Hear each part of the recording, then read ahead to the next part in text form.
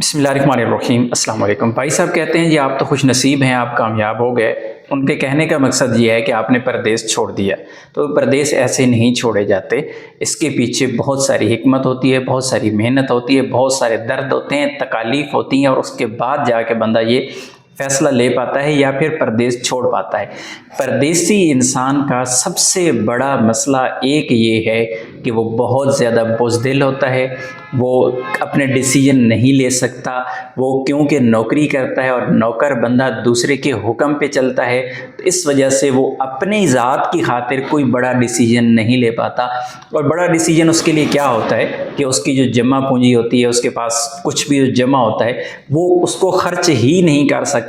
उसके अंदर इतनी विल ही नहीं रहती कि यार कहीं जाके उसको अपनी मर्ज़ी से लगा ले और अपने बेहतर मुस्तकबिल के लिए। एक बड़ा मसला परदेसी के अंदर ये होता है।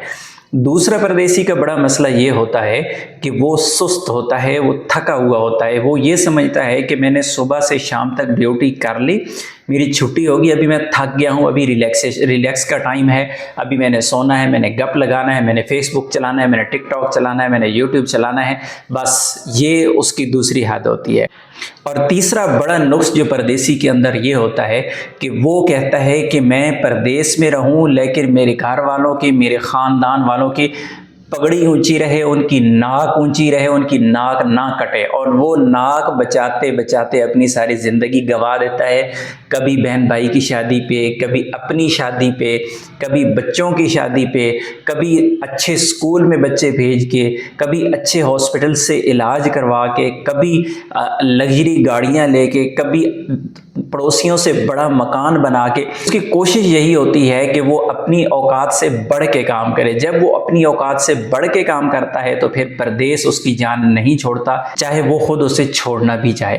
एक परदेसी का दर्द एक परदेसी ही समझ सकता है, और मैं आपकी तरह एक परदेसी ही हूँ, इसलिए मैं आपका दर्द सही तरह से समझता हूँ। लेकिन बात आ जाती है कि भाई परदेस छोड़ना कैसे है। तो परदेस छोड़ने के लिए जो चीज़ें मैंने आपको बताई है, जब तक आप इन पे कंप्रोमाइज़ नहीं करेंगे तब तक आप परदेस नहीं छोड़ सकते। कुरान में अल्लाह ताला इरशाद फरमाता है, वलैसा लिल इंसान इल्ला मा सआ। इंसान को तो सिर्फ वही मिलता है जिसकी वो कोशिश करता है। हज़रत अली रज़ी अल्लाह ताला अन्हु से किसी ने सवाल पूछा कि तुम मुसलमान लोग कहते हो कि जो किस्मत में लिखा है वो मिल के ही रहता है, तो फिर इतनी कोशिश और इतनी मेहनत क्यों? तो हज़रत अली रज़ी अल्लाह ताला अन्हु का फरमान है कि हो सकता है कि ये भी लिखा हुआ हो कि ये कोशिश करेगा तो इससे मिलेगा, कोशिश नहीं करेगा तो इससे नहीं मिलेगा। तो मुसलमान का तो ईमान अल्लाह की ज़ात पे है, अल्लाह ताला वल्लाहु खैरुर राज़िकीन है, लेकिन उसके बावजूद कोशिश का हक़ तो उसने दिया है। उसने मेहनत तो कहा है कि मेहनत करें। एक और चीज़ आपने जहन में रखें कि मेहनत और मुशक्क़त दोनों मुख्तलिफ चीज़ें हैं। आप अगर सारी उम्र भी मुशक्क़त करते रहेंगे ना, कभी भी आप सुकून नहीं पाएंगे। लेकिन आज के डिजिटल दौर में आपकी जो मेहनत है, आपका जो स्मार्ट वर्क है, वही काम करता है। अगर मुशक्क़त करने वाला को कुछ मिलता ना, जो लोग कहते हैं ना कि मेहनत में अज़मत है और मेहनत के फ़वाइद, वो मेहनत और चीज़ है, मुशक्क़त और चीज़ है। मुशक्क़त वो होती है जो सुबह से शाम तक एक बंदा धूप में काम करने वाला है, वो मुशक्क़त कर रहा है। लेकिन मेहनत करने वाला बंदा जो है ना, वो सुबह सुबह उठ के उसके बाद अपनी रूटीन के काम पे जाता है, और फिर रात भी गुजर जाती है।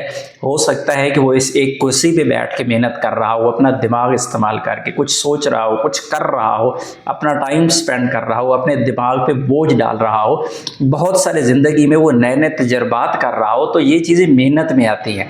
मुशक्क़त से निकल के जब आप मेहनत पे जाएंगे ना, इंशाअल्लाह कामयाबी तभी मिलेगी। जो शाम को जब छुट्टी करते हैं ड्यूटी से, उनका दिमाग थका होता है, तो वो कहते हैं अभी बस यही नशे-ओ-मी ही देखना है।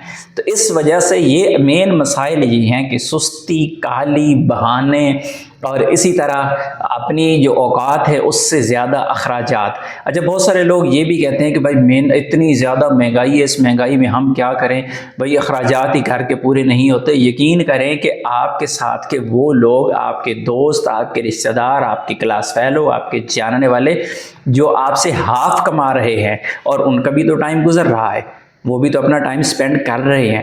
ایسا نہیں ہے کہ آپ کے اخراجات زیادہ ہیں، مہنگائی زیادہ ہے، وہ اپنی جگہ پہ موجود ہے، لیکن آپ کا سمارٹ ورک، آپ کی قابلیت تو پھر یہ ہونی چاہیے نا کہ چھوٹی چیز سے بڑا کام لے لیا جائے.